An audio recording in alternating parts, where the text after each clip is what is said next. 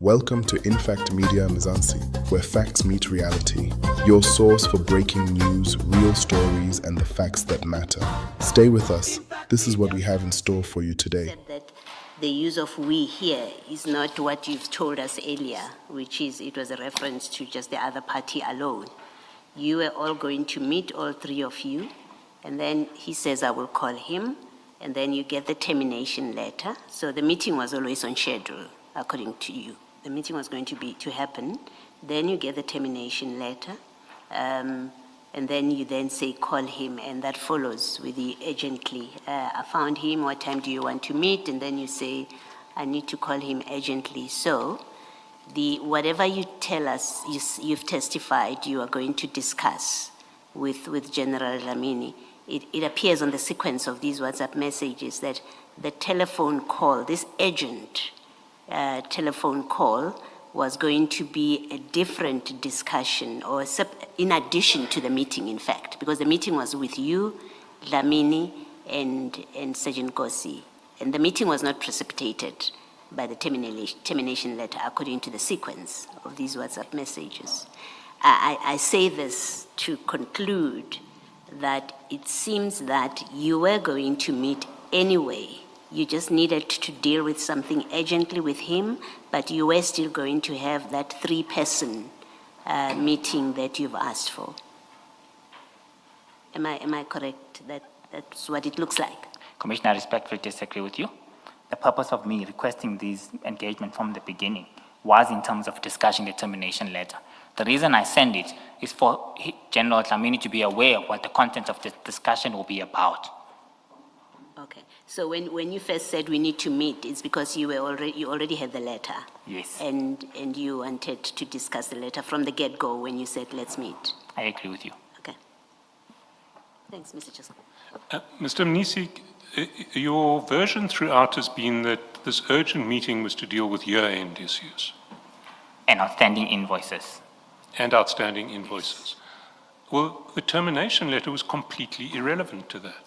How could the termination letter, which only took effect after year-end, be relevant to year-end issues and outstanding invoices? It's relevant because we need to reconcile any outstanding invoices for the current financial year. But you need to do that whether or not there's termination. But there's been instances where that wasn't done. We had seen that previously from TMPD. That resulted in 7 months worth of invoices having been dealt with only in January. So I needed to avoid a situation of that nature to reoccur. It was common practice that was occurring. If there was no termination letter, you'd be faced with exactly the same problem. If there was no termination letter, you'd be faced with a problem that there is evidence that there is no reconciliation of invoices, and you're going to sit with the problem that by year end you can't reconcile. But the difference with their chair is that this matter must be concluded. So there might have been... Sorry, what must be concluded? Reconciliation by year end or... Sorry, Chair. Or termination? Sorry. So these events must occur concurrently with each other, whether we like it or not. In this instance, first... Sorry, what events? Please be clear now. I'm trying to work out what your version means, because I can make no sense of it at all. So firstly, it's the termination and ensuring that no further accrual invoices are raised by this company. Second component... Sorry, termination only takes effect on the 1st of July. There's nothing urgent, an email, a message. You can say to him, look, here's the termination letter. In 4 days' time, you're not going to be able to engage these people. Don't invoice them. I completely disagree with you from that point.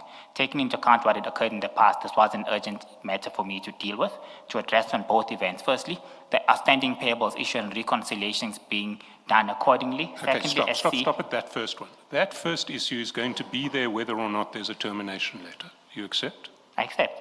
So the termination letter has nothing to do with that? No, it does, because it's related. It's a related matter. We have seen major issues in the service provider. The service provider could have a deployment letter that we're not aware of. So this must be dealt with accordingly, and that all parties involved must work together. The service provider has received a letter that says you may not provide any services with effect from 1 July. Next financial year, you may not provide any services. Service provider can't There are no issues with deployment letters that might affect the next financial year in the face of that letter. This was extremely urgent from my perspective, taking into account the Sorry, past events let's that take we've a step seen. back. So do you accept that in relation to year-end invoices, this termination letter is irrelevant? It has nothing to do with making sure that accounting matters are in relation to the 2024-25 financial year are in order. Chair, like I said, these matters are interrelated. No, You can't please- read them in. I don't accept. How Mr. can Mr. Please let him finish, please. I don't accept that at all. These are interrelated events, and I stand to what I said. The urgency of this came in two aspects. Firstly, we need to ensure that the books are reconciled accordingly. Secondly, we need to ensure that this issue desists from reoccurring, completely moving forward. So the termination letter triggered my concern from the past events that we had seen and that were evident on board. So it was relevant for me to have a discussion on both matters to finally get this matter to rest. Impact Media Mzansi.